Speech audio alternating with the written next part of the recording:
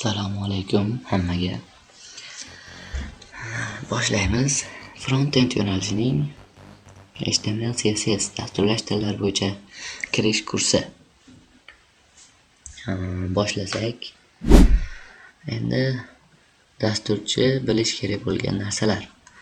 Bu kursni ko'rish uchun siz bilishingiz kerak bo'lgan narsalar.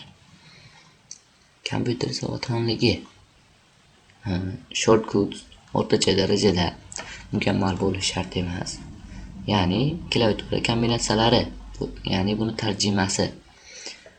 Hop, fayllar bilan ishlash, fayllarni yaratib, o'chirib, ularni farqiga boradigan. Biz kurs davomida fayllar bilan juda ko'p ishlaymiz. Shuning uchun buni bilish shart. Birinchi o'rinda va bizga kerakli dasturlar. Qulay brauzer tanlash. Google Chrome, asosan Google Chrome'ni ishlatamiz va buni siz va biz bilamiz. Google kompaniyasi asos solgan. Firefox va Microsoft Edge yana boshqalar. Yana ko'p brauzerlar mavjud. Endi qulay brauzer muhitini tanlash.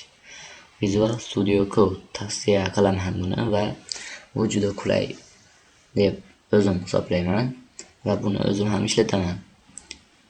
Sublime Text bu ham bo'ladi. Notepaddan ko'ra yaxshi. Va boshqalar juda ko'p dasturlash muhitlari ham mavjud. Hop. Visual Studio Code qanday bo'ladi? Bu mana ko'rib turganingiz Visual Studio Code bo'ladi va keyingi darsda biz uni qayerdan qanday to'g'ri o'rnatishni o'rganamiz.